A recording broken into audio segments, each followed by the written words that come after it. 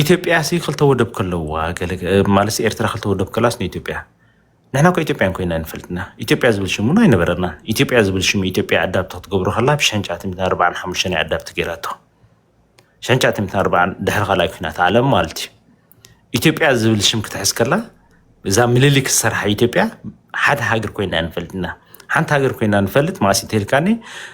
من هاي السلاسة نتي فدرشن مسافرسو كاب 50 شو منتن كسب 9 حدنا هذا هاجر كنا إزغاع عمس نبرو لي مالتي أبقى سينير مالتي قالوا ودب إثيوبيا نيروا تلك ودب نيروا من ودب نيروا جبوت ودب نيروا جبوت خام ملك من هات بلون فرنسا نميت عامتها كاريوم مالتي أمونغو فرنسان سوري أمونغو جبوتن أمونغو إثيوبيا مغزاتها ودوبات زبال نقريلا أمونغو إرتران إثيوبيا مغزاتها ودوبات ولا حنت نقر كنقرك ولا زقل لنا إرتران تزي كون نيرو إرترا حقر تكون مسلي مشالو ما ندخل لنا هاجرات مجزاتها ودوبات فورم دحر قيمان دن إيرترا خام هاجر تكون مسألة مالتي قال مالسي خمس ودب كله إثيوبيا اسماسي ودبنا إيرترا نيروه ودبنا إيرترا زنبرلوك أكسمايت كين جدام زنبرلوك زي مالتي أبع 10 دخلت خفلة زمن استوداي مالتي دهري من حزوه ترك نيروه دهري من نيروه قبص نيروه ولا نحن عزوما بكس هذا نبرنا تزارب تقرينيا بإيرترا زل الناسي بس ناي بحرسي ولا حد ركبي نبرنا ولا هذا يوحنا سازنور لعلو لازم مسؤول سب كوسات إيرترايو زما حضر نيرم بحر زما حضر ولا هذا نقرأ نبره حاجة إثيوبيا سي ناي بحر إيرتراسي ما آسيا أون جراتو ويكامش وسيدات تلك هاي السلاسة فدرشن مسافرسي تسأل يوم تصندو مالسي كم زي إثيوبيا حتى اللوا قلت بلو حتى مهلاو حد نقري حقا وحتى اللوا ده حقا وحتى تلكاس حادثب كريديبل زخانه انت خاطبلو زي ليغال دخل ارجيومنت كقرب زريخو زنبكو صحف ولا حد يلا حتى لنا قال يزب لك اوكي جست برينج ات امصاي انه محتوى سلازي حنت هاجر نابن السعوديه عرب سي بندادس بتاع حفتام زخنت هاجره من خاطبلا يمن خاب نداده حفتا ما يكونن سلازي السعوديه عرب سي بزح نداده حفت سلازلواس نحنا حفت نداده سلازي بلنا يلاس يمن نتناي سعوديه عرب نداده خصوص دلوا مالدي نو it doesn't work like that كما يسرحني ويكا بإثيوبيا زلوسي بتعمي تروبيكال اريا سلازخونس نحنا خاب ديزرت اريا سلازخون نحنا قامت امريكاس نحنا سلازي بالناس وكا بإثيوبيا خدنا مريت كنوسد نخلينا غير نخل نو خمس بحال نغير يلنا يسرحني حجزي تبلو لها بفلاي نيويورك خمس إثيوبيا سي خلت ودب كله ايردا ولا نمنتا الشح ودب زي الله ونتنات كا غوربيت كاسي مليونير كون خلي اسها بجس لايك داي ان داي اوت سرح سبت خون طالع اسها داي ان داي اوت سلا سرح سي غوربيت كا مليونير سلا زخونس ناتا اكاونت ناتو غنزب كيت كاتورس لك مالدي ግን ኢኮብ خلሃሲ ንሕና ካብ ዝሕጂ ዘለና ኣካይደና ሂደፍሲ ናይ ኢትዮጵያ መንግስቲ ኣቲስ ካብ ምሕደራ ይኸፈና ትብል እስከ ብናት ከመልሳ ንኣብነት ሕጂ ስኻ ኣምሽሮ ወዲ ሓውካ ወይ ወደካ ተገደደ ሓውካ ሁሉ ይኽእል ተገደደ መንግስቲ ኢትዮጵያ ኣቲስ ኣብቲ ሓወይ ጥራሕ ሊኮነ ሸህዋት ያለው ነው ግልግለት ሓደ ሓወይ ከማ ኖ ዝብለካ ዘሎ ተረዳካ ካልእ ግደፍሲ ናይ ኢትዮጵያ ኣቲያሲ ይብለካ ኣለሁ ካብዚ ይግደፍ ዘሎ ምሕደራሲ እንታይ ይኸፈና ንዝኽእል ኦኬ እንታይ ክኸፈና ተገደሲ እሱራትካ ይውፀልካ እንታይ ይብለካ ኣለሁ ሓውካ ዝተኣሰልካ ናልካ ቤተሰብ ኣምሹር ወላ ወደማ ከወደ ሓትና ከወደኩኻ ኣብ ዒራ ዲዮ ገለ ካብላ ጅፍትን ኩሉ ይኽእሉ እዮም ብዘይገድስ ማለት እዩ ኣቲ ግን ሲ ከምዚ ናይ ሲርያ መንግስቲ ኢትዮጵያ ሕጂ ከኣቱ ከሎ ኦልሬዲ እንዲ ሕጂ ኣንስኻ ነዚ ኣብዛ ቲክቶክ ነውፃ ነገር የላን ይኮዚ ኣሕዛር ኩነታት ተወዲ ነገራት ግን ኢትዮጵያ ወራሪት ከም ዘይኮነት ክትምስክራ ልክ ከምዛ ናይ ሲርያ ሰባት ካብ ሲርያ ክትኣትኸላ ብቱርክ ተሓጊዞም ኣጥዮም ንሕና ከዓ ብኢትዮጵያ ተሓጊዝና ታይጠቅማሉ ሰባት ግን ሓንሳብ ረዓዶም ተሰሚዒካ ንግደፍ ኣጆኻ ሒምካ እዩ ተፃወሮ ግዜኻ ረዓዶም የግደፋዊ ዓቅለ ግበረጆኻ ግዜኻ ኣጆኻ ሕጂ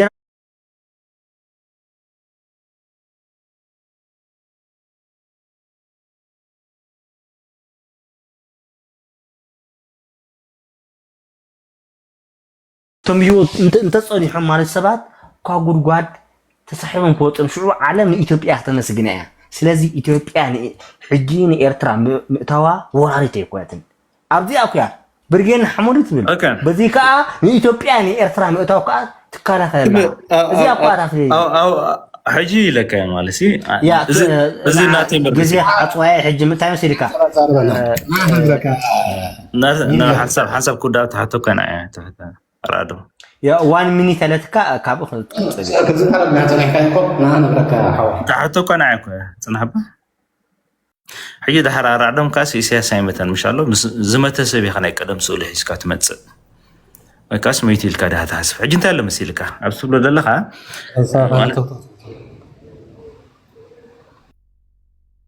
ابسو بلو دلخا مالسي ናይ ሓይሊ ናይ ብኢትዮጵያ ዝመፅሲ ኣብ ህዝቢ ትግራይ እንታይ ይጋጥሙ ሪና ኢና ማለት እዩ ሕጂ ኣነ እንታይ እዩ ዝደሊ መሲልካ ሎንግ ተርም ሶሉሽን እዩ ዝደሊ እስናት ከም ንምሻሎ እስኻ እንታይ ትርኢ ኣለኻ መሲልካ ሾርት ተርም ሶሉሽን ትርኢ ኣለኻ ማለት እዩ ሕጂ ብደገ ዝመፅእ ለውጢ ብደገ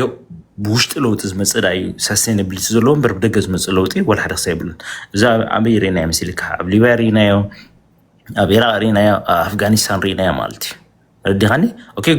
نغزي خسايلو تخمص يخلي لونج تيرم سوليوشن كن الله تيل كان لونج تيرم سوليوشن يبل زخونه هاجر ولا ايثيوبيا وندخل ايثيوبيان كوينم نغدايم فتحو ويكا سودانايان كوينم نغدايم فتحو كله يصبق امبر اندهر كالا اكل تمصي ناتو انترست ناتو ربح قديمي زمص مالتي ويكا اسخا بوبوت ناتو هاتكون سي ار يو ريدي نكال هاجر سي بوبوت كون كات كيسي دليت على كاري احنا نيرتا كو خسي هنا خسرنا كوينا نحنا أنا نسخم زعبا إرترا نزارب كلنا كوب زعبا زمص ولدنا نزارب دلنا زمص ولدسي إرترا خمي جرا تخصب هاجر تكون تم تأثيرهم دلو طرح ديكون شي تم تسدينا زلنا ونكا إرترا كثيرنا كوينا أبي إرترا كنصرح زغبانا أبي إرترا كنفطر زغبانا تخطبلو ገንዘብ كنفطر زغبانا كله زغيرنا هنا أنا خزارب كله حاجه بزعبا يكون بزعبا إرترا زارب ኤርትራ ብዛዕባ ኤርትራ ክዛረብ ከሎ ብዛዕባ ዝመጽእ ጀነሬሽን ይዛረብ ብዛዕባ ዝመጽእ ጀነሬሽን ካስ ከምዚ ሰብ ንድሕር መጽእ ተልካኒ ክሳይ ኮነ ሰስቴናብሊቲ ይብል ምክንያቱ ዝመጽእ ብደገ ናቱረብ ሓቀዲም እዩ ዝመጽእ ናቱረብ ሓደ ከተማእኽል ወይ kana ህዝቢ ሓረብ ከተማእኽል ስለዚህ ብደገ ዝመጽእ ሰስቴናብሊቲ ሶሉሽን ይብሉን እቲ ፍታሕ ዝመጽእ ናቱረብ ሓይ ዝመጽእ ማለት እዩ ግን ኣብ ዓድና ለውጥ ከመጽእ እንድሕር ኮይኑ ኣብ ኤርትራ ዘሎ ሕጂ ኮተ ተኩሲ ማለሲ ብዛዕባ ኤርትራ ወላ ብፀጋም ብሎ ደጋፈሉ ተቃም ብሎ ኩሉ ሕሙም ይዘሎ ሕጂ ነዚ ሕሙም ዘሎ ስና ሓሳብ ግን ከመይ ጌርካ ብሓደ ጥርኒፍካ ተምፆ ደን እዚ ደገዶ ኣሎ ከዓ ከመይ ጌርካ ምስ ውሽጢ ዘሎ ሓይሊ ኮኔክት ትገብሮ ስዊስ ሶሉሽን ኣይ ታንክ ዩ መኒ ብጣዕሚ ፀንሐ ኣብ ካልእ ሰብ ኣሕልፍዋ ኒውዮርክ ዓርከይ ሰብ ፅበየኩም ኣሎ أنا حجة طيب المسلك نيويورك عركي أوريدي تي أنا دي بارود أنا دي نيويورك نيكو ولا نيكو أوكي حسب مو زارب صحي زارب نيخ بكير حن بريغا خبو بوكمي لا برد حسب ما أراك أنت هذي مسيلك بملحست الناس إلا هاجر الكامش إساس نمو تكبر حزوالون دي إساس إن يرسل هني سوادي إيكو سكر حسب بارود كتر كابو كابيتان أصلا بارود كتر أوكي حجي أنا أنت يا خبر دللي نيويورك تمصو حسنا حسب أوريدي قدم مويتو تسعرسي بحايل وطيت كابز ميديا مسيخه سلازهوتت كالو لو تخمص إلنا كابز احنا حسب يكوننا ነገር ግን everything نيشتي መልስ ክንበሉ ስለዘለና እዩ እቶም ኣብኡ ዝነበሩ ሰባት ቶም ሰሚያው ተኸዲኖም ዶ ገለመለ ኢሎም ከም ኤርትራውያን ተመሲሎም ዝተዋስኡ ብርግጽ ድምጾም ስጋዕ ይሰማዕና ዋላ ነት ብርጌድና ሓመዱ ኸማንሲ ንጹር ኤርትራዊ እዩ ንኣብነት ሓደ ካብኣቶም እዚኤኮ ክዛረብ ጸኒሑ ምሕር ጽላኣት ኣብ ስርዓት ኣለዎ ደኣምነሉ ዕላማ ስለ ዘለዎ ታይልካ ይስማዕና ለኻ ኤርፎንካ ብዓርያ ኒውዮርክ ዓርቂ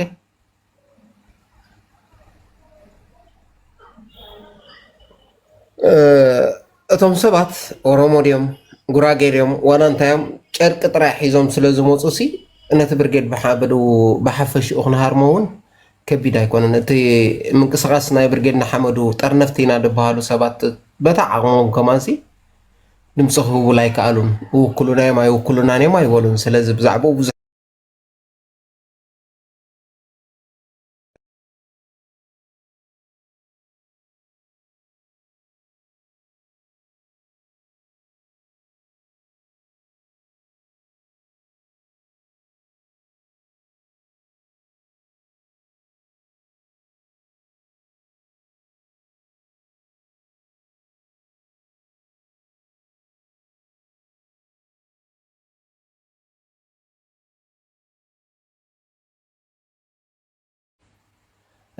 ነገር ግን ካብዚ በቃ ፉልያት ቄመኛታት ወይ ድማ ሰብ ረብሓ ተመሊሶም ምስቲ ጆኖሳይደር ዋና ጌርልና ይድብልዎ ጥልዕ ጉንብሕ ኢሎም ክሰግድሉ ንርኢ ኣለና እሱ ዘዳለወሎም መፃወድያ ከዓ ኣብኡ ኣትዮም ተመሊሶም ፌደራል መንግስቲ ኣብ ትግራይ ይእቶ ኢሎም ናብ ትግራይ ደፊኦም እታ ዝነበረት ኩዕሶ እንደገና ዝተፀወታስ ትቐፅል ዝብሉ ሰባት ኢና ንርኢ ዘለና እምበር ነቲ ህዝቢ ዘማእከለ ወይ ፍታሕ ደሊ ኣለዎ ካብዚ ፀበባ እቲ ተፈናቂሉ ደሎ ድዩ እቲ ሓሲምዎ ደሎ ድዩ ኣብ መሬት ትግራይ ዝስደድ ደሎ ድዩ ንዑ ረብሓ ከምፅእሉ ዝፈተነ ኣርእስቲ ኣይረኣኹላናነ በቃ ወይ ቂም ወይ ረብሓ ኣብታ ስልጣን ስኸመይ ብዘየገድስ ንዓና ጥራይ ኣብታ ስልጣን የምፃና እምበር ክሱሙ ዝዓይነቱ ናይ ህዝቢ ትግራይ ድርኢ ደለኹ እንተቲ ናይ ኤርትራ ግን ወላ ሓንቲ በቃ ቅሶኒ ኢሉ ኮ ይወዳ ኣፈወርቂ በዓብኡ ብዛዕባኡ ክዝረብ ኣይክእልኒ ቀላሲ ኣብቲ ቀርኒ ኣፍሪቃ ኮይኑሲ ኣልዕሉልና ከይበሎም ከማንስ እቶም ምዕራባውያን ብውልቃው ድዩ ብሓባር ናይ ዩናይትድ ኔሽን ገዳታት ተላዒሉ ተቢልዋ ዝነበረሲ ኣልዒሎሙላ እታ ኤርትራ ትበሃልሲ ኣብቲ ቀርኒ ኣፍሪቃ ድልዱል ሰላም ዘለዋ መልሓቃ ዘርጊሓ ተረጋጊኣ ሓይሊ ይብላን ትግራይ እያ ትሕልዋ ክትብሉና እንድሕር ኮንኩም ሓንሳብ ሰበይ ሚታይ ትኽፈቱ እትረፍዶ ውራይናሲ ውራይ እንዳማትና ኸና ዓለም እንዳረኣየ ፈጣናት ጀላቡኡ ምስ መራክቡ ባንዴርኡ ከይከወለ ፈልፈል እንዳበለ ተንዝነበራ ድሮናት ካብ ምብራቅ ሱዳን ናብ ደቡብ ሱዳን እቲ ዓኸላይ ሸቃጢ ናይ ወርቂ ዝነበረ ሕሜቲ ናበይ ኣቢልዎ ኣሎ ሪኢኹሞ ኢኹም ሻዕብያ ዝሓዘስ በቃ ደው ከም ዝብል ተራእዩ ሕወሓት ከዓ ፅምዶ ኢላ መፅያ ዝንቕንቓ ከም ደየለ የድረአየን ደሎና ሕጂ ኣትኪልያ ተደልያ ተገፍፍ ተደልያ ተኣስር መሬታ ከመይ ጌራ ተምልስ ህዝባ ከመይ ጌራ ተመሓድር ምስቲ ኩሉ ድኽመታታ እታ ዝሓሸት ኣብ ህዝባ ጠጠው ኢላ ደላ ንሰያ እቶም ክንኣልያ ኢና ሕወሓት ክንቀትላ ኢና ዝብሉ ደለዉ ግን ብዓልየት ብዘርኢ ስብሓት ነጋ ደቂ ስብሓት እዩ ዝመርሑና ኣለዉ ወይ ደቂ ዓድዋ ገለ እንዳበልካሲ ሰኢልካ ቆለጡ ጥቆት እስኹም ትከድዎ ዝነበርኩም 27 ዓመት ናትኩም ሕማም ኣትዎም ንዕዮም ዘካይዱ ደለዉ ስለዚ እቲ ናይ ግዜ ጉዳይ እዩ ክነውሕ ክሓፅር እቲ ለውጢ ይመፅእ ኣሎ እዩ ኣብ ትግራይ ኮነ ናብ ኢትዮጵያ እታ ኢትዮጵያ ትበሃል ከም ቀፃልነት ክትቅፅል ዓቢርና ንሪኣ ኢና ተተኮይኑ ፀላዕላ ኣይቱ ዝኣወት بسرعة نزاربهم نيويورك حر مريركم لحنا ميت كدبر خلي خصمعكم خلي يا وهل اللي تقول دايس نريس ولا زلنا سي صنح اوكي بارد حام بقزي خنا زارب نعم حجنا بمقايرن جا شكا دفتن تليو انطرو بقى غزا خبص زدني انطرو لا يا حجي روك ستار سين ايكو تفكرو لمسيخا ايكو سي منيلكا ما تدغاغام خوين عدو اوتت بلن خبص حجي روكستار روكستار حنساب انا ايرترا انت ايرتراوي تبل ايكوس ايرتراوندي ايكو ايرتراوي روكستار كايرتراوي سلازي روكستار ايتفكرلو روكس ايكو منيتركا كل غزي زاربيو روكستار ود حماጭ ولديو نيويورك خا ود اكل غزايو بارود كان هذا كابزلا عترل خا ود اكل غزاي ازي ودشوم كان هلك هيدفاو خا ود اكل غزاي هيدفاو بقى سلازي كم زبحال ነገር ኣብዚኣ ደቅርባ ኣጥራሞሽ ገርኩም ዘለኹም ያ ሲታ ሓቂ ስለዚ እቶሞ ገለ ከም ዝብሃል ነገር የለን ኣብዚኣ ኣቢ ዓንከል ኣቲኻ ከም ዘለኻ ትፈልጥ ኣለካ ያ እዚ ገዛ ደቅባ ጥራሕ እዩ ሕጅስ ሮክስታርስ ንኢኮ ትፍክሮለይ ትኽንኻ ኣይትኽንኻ ክልተ ብክልተና ሃልና ኣመት ባርዳሎ ኣሉ ኩሉሎ ስለዚ ተጠንቀቕ ክትፍክሮሉ ኣይትፈተን كبلك عدله يا كتلسك مغايرو نيويورك انا قدم انا قدم كما انا صنع عنده ثانك يو نيويورك حاوي زربونا عنده حدا اذا كابتن انا كم مصانا زربونا اوكي بقى طوال بقى حراي يا امونغنا اتناكم قتل كابتن كاوها غزي لكم تريدكم كا بغزيها احنا عصوكمنا ثانك يو እኔ ምንድነው መሰለ እኔ ላንተ ጥያቄ አለኝ በመሰረቱ ለብርጌድ መሐመድ ውስጥ ጥያቄ ማለት ከዛ ደግሞ ግን ቅድም ምን ሲል ነበር አንድ ወንድማችን ኢሳያስ የሚገርም ፖለቲከኛ ነው ምናምን ሲል ነበር ኢሳያስ የ30 ዓመትና 40 ዓመት ሙሉ የሶቪየት ዩኒየን ፖለቲካ ያልገባው ሰውዬ ፖለቲካ ይችላል ምናምን ብትሉ ኢሳያስ መግደል ብቻ ነው የሚችለው። ኢሳያስ ፖለቲካ ምንም የሚችለው ነገር የለም። ይሄንን ተናግሬ ልለፍ። ግን እኔ እንትና ኒውዮርክ ቅድም ምን አልከኝ መሰለህ? ብርጌድ ንሓመዱ አይደሉም ሰልፉ ላይ የወጡት እያልክ ነበር። ብርጌድ ንሓመዱ ተሳሳተ አይደሉም እያልክ ቆይ አንድ ጊዜ ጥያቄን ልጨርስና እነሱ አይደሉም በኤአይ ነው ምናምን ስትል ነበር። ኦኬ በኤአይም ከሆነ አንደኛ አልወጡም ብለህ የምታመን ከሆነ ስለዚህ የፌደራል መንግስቱ ለምን መጠቀሚያነት ሊያውላችሁ ነው እንደዛ አድርጎ ያወጣው ማለት ነው። እናንተ ካልሆናችሁ ወይም ደግሞ እናንተን የሚወክሉ ሰዎች ካልሆኑ እና እነማን ናቸው? ለምንድን ነው የፌደራል መንግስቱ ፋይናል አልቲሜት ጎሉ ምን ስለሆነ ነው የህግደፍ ተቃራኒዎች ብሎ ወይም ደግሞ ብርጌድ ንሓመዱ ዩኒፎርም አስለብሶ ያስወጣው ኤርትራን ባንዲራ ሲይዞ ያስወጣው ምን አይነት አልቲሜት ጎል ቢኖረው ነው? ሁለተኛ ትክክል ካልነበረና ትክክል አይደለም ብላችሁ የምታምኑ ከሆነና እኛ አይደለንም ብላችሁ የምታምኑ ከሆነ ብርጌድ ንሓመዱ እንደ ምንድነው እንደ አንድ ድርጅት ወይም ደግሞ እንደ አንድ ፖለቲካ ተቋም ለምንድነው መግለጫ ያላወጣችሁት? ይሄንን መልስልኝ እስኪ። ሌላውን ስለሰማሁት ያው ተመሳሳይ ነው ከባሩድ ጋር እኔ በትግራይ ፖለቲካ በኩል ከአብይ አህመድ ጋር ታዝሎ የሚመጣ ማንኛውም ኃይል ከዚህ በኋላ አይማረክም፣ ትግራይ ውስጥ ይቀበራል እንጂ። ከዛ ደግሞ ለኤርትራውያን መናገር የምፈልገው ኤርትራ ልጆች ለኤርትራውያን መናገር የምፈልገው ነገር አገራችሁን የምትፈልጉ ከሆነ ወይም ደግሞ ኤርትራን የምትፈልጓት ከሆነ ከትግራይ ህዝብ ጎን መቆም መቻል አለባችሁ። የብልጽግና መንግስት የትግራይን ህዝብ አያድርገውና ተቆጣጠረ ቢባል ኤርትራ ትጠፋለች። ይሄን ማመን መቻል አለባችሁ። ስለዚህ ከትግራይ መንግስትና ከትግራይ ህዝብ ጎን መቆም የብቸኛና የመጨረሻና ብቸኛ አማራጫችሁ ነው። ኤርትራውያን ስፔሻሊ እነ ኒውዮርክ ይሄ ከኢትዮጵያ መንግስት ጋር እንመጣለን ምናምን የምትሉት ከዚህ በኋላ የሚማረክ ከፌደራል መንግስት ጋር ታዝሎ የሚማረክ ኃይል የለም፣ የሚቀበር እንጂ ተማርኮ ምናምን ይሄ የሚለቀቅ ኃይል አይኖርም። ከዚህ በኋላ 2-3 ገሎ የሚማረክ 2-3 ለመግደል ትሪጀር ለመሳብ የሚመጣ የኢትዮጵያ ወታደር ጋር ታዝሎ የሚመጣ ማንኛውም ኃይል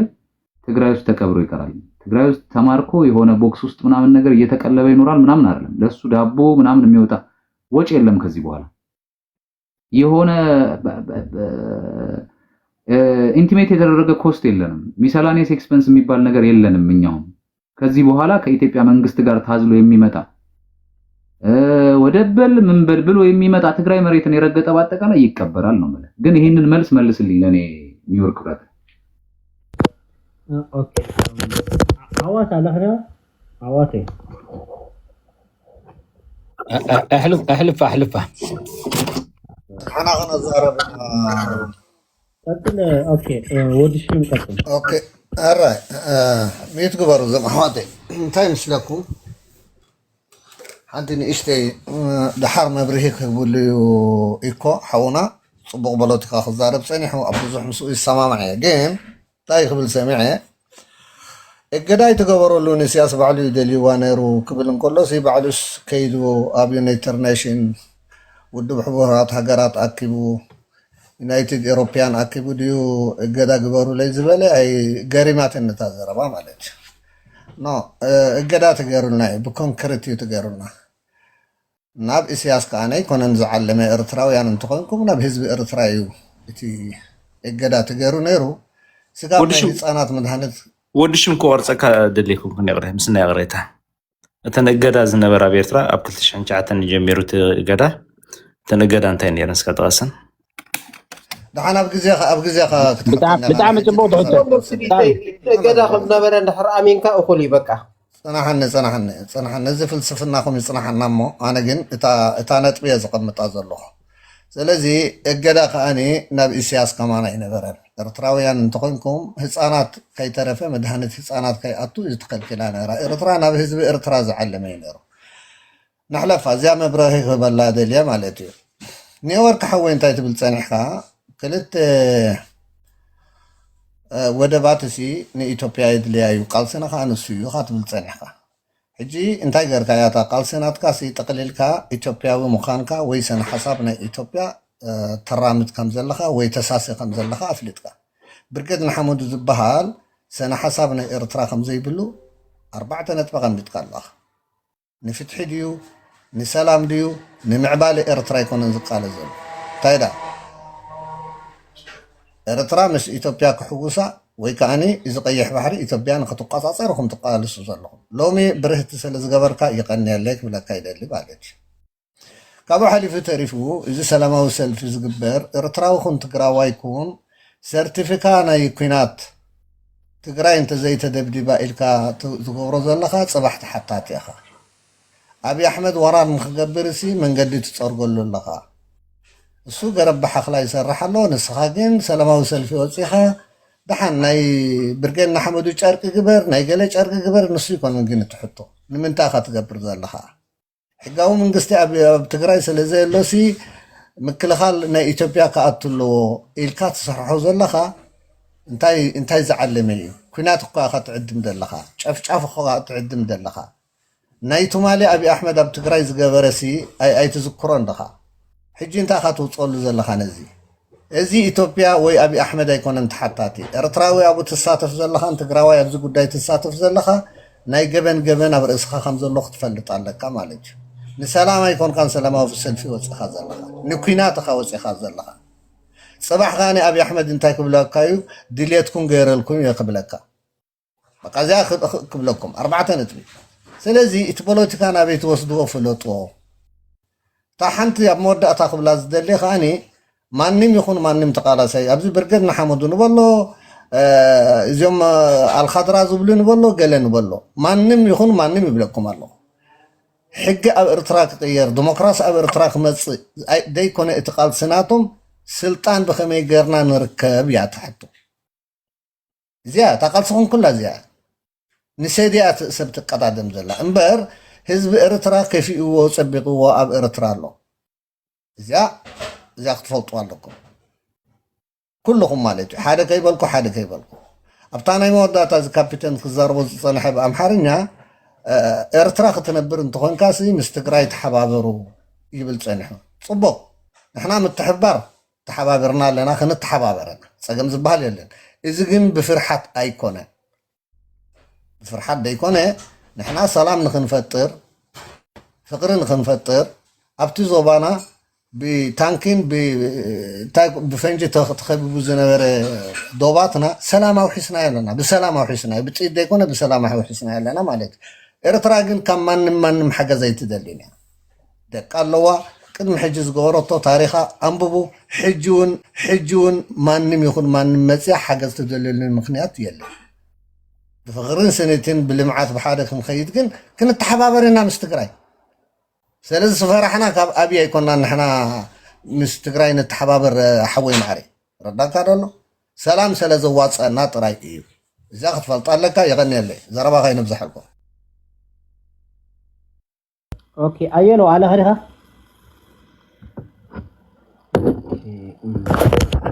ዘረብዶ መልሳት ማውን ጥያቄ እዩ ኣለኹ ሰምዕ ኣለኹ ሚዩት ኣይኸፍትን ኢልኒ ኦኬ ቴንክ ዩ ያው ብዙሕ እንዲኹም ኢልኩም ነው ግን ያው ተን ሽውያ ተረዳእኽዎን ክዛረብ እሞ ከም ሓደ ኢትዮጵያዊ ማለት እዩ ካብኣኹም ሓደ ተረዳእኽዎ እንታይ እዩ እዚ እንታይ ሽሙ ንሕና ሱሪ ኦሬታ ኣብዚያ ሱሪ ኦሬታ ኣብ መንጎኣት نحن أوريد له خد حمد وريد له. أوكي يا أنتي مسلك حجي كم إرتراخ تحاسوا يخالكم من كم إثيوبيا عندهم تحاسوا زلهم كل نجاراتكم كلايك كم إثيوبيا تحاسبكم كات نمنتايهم نتهزبكم زي تحزنوا خالي إترف أفتقرأ زفت أمزلوا أو ختم مهاروا لكم بالتمالي تجبر سلامة وسلفي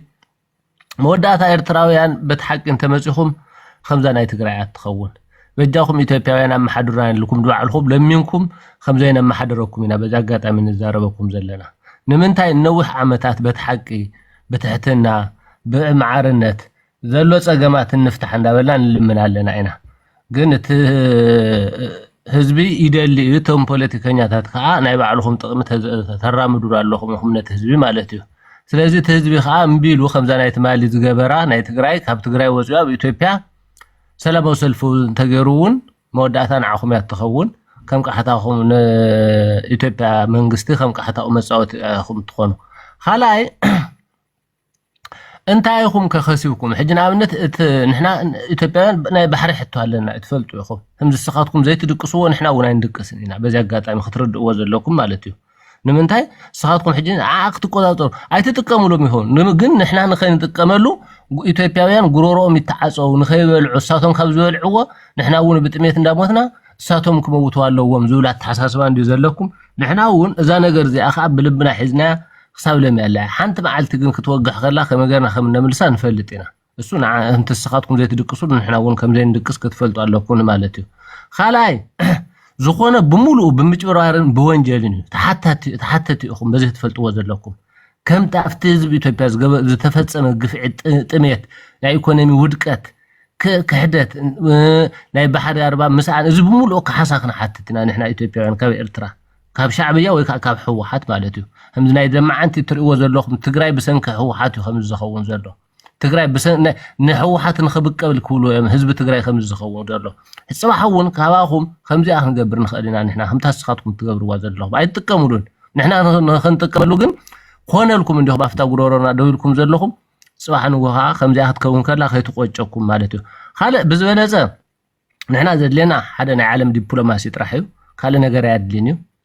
بحيل ون تلك من 24 ساعات كم زي ودالنا الزاربه كان ايرترا خلاص يلكم بترمرم تلو زلخم بوزح غزا نزرارب عندنا بوزح غزا نسمع عندنا خمس دخونه خمس دبها هو حتى راح خاوزان هنا نتهزبي وي كان بحدث توالد قلم الحساب حجون تقرارصنا سلازي تقرارصنا سلازي خونه امبري كم هاجر كنات نغبر نتلنا 14 ساعات ون كيوسدلنا يخلي نمنتاي نحنا يا منغستي ونا بادباي ززارو انا فيدرال منغستي تفلتوا يخم نحنا 7 عامات حنت إيرترا نولدنا تزارب